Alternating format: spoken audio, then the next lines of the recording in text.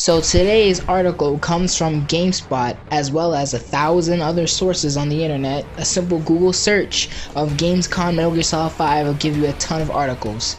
Anyways, this article says that Metal Gear Solid 5 is to be shown at Gamescom, but not some ordinary presentation. This presentation is made to be showing some major advances within the game. The article goes on to say, Konami today announced its Gamescom 2014 lineup, saying it will show major advances to open world action game Metal Gear Solid 5 The Phantom Pain, as well as professional soccer title PES 2015. If you guys do not know what PES is, it's pretty much a soccer game that uses the Fox engine, which is the impressive engine you've seen in Metal Gear Solid 5 Ground Zeroes and which will be in The Phantom Pain. But anyways, I want to talk about the Metal Gear. Now this article goes on to say what they expect from this showing at Gamescom. So you can read it for yourself if you want to look at the entire thing. I'll have it in the description below. But you know, what do I want them specifically to be shown at this? Now I want a couple of things. I don't want that much, to be honest, because I feel like if they show another trailer, they're showing off way too much of the game. I wouldn't be surprised. You know, there's a lot of things that you can make out in the previous trailers.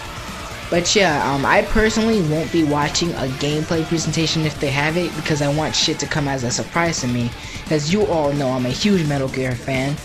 So yeah, but the main thing I would want to see is gameplay of Metal Gear Online. If you guys don't know what Metal Gear Online is, it's pretty much a massive third-person online experience, multiplayer experience of Metal Gear. There's been an online multiplayer in Metal Gear 3, that's where it first started, Metal Gear Solid 3. Metal Gear Solid 4 had made a return in Metal Gear Peace Walker, which was probably the weakest out of the three. In my opinion, I've put a lot of times in each of these Metal Gear Online titles except for Peace Walker. So I'm really have a high expectation for this.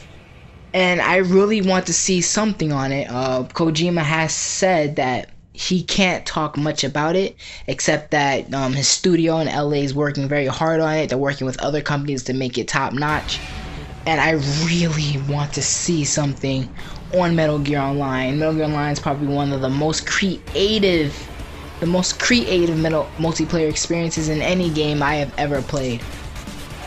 But yeah, they have talked about, the only multiplayer thing they talked about is, you know, creating mother base. Players will be able to sneak into your mother base, as well as, you know, cause havoc and whatnot.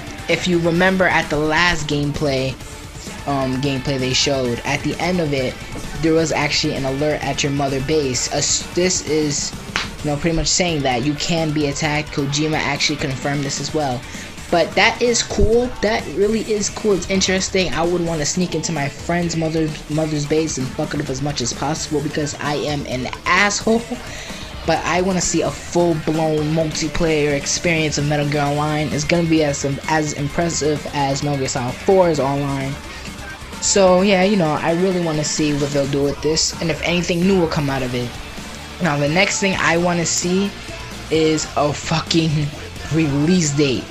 Fucking release date will be extraordinary to me. They've been working on Metal Gear The Phantom Pain since Peace Walker, which was 4 years ago.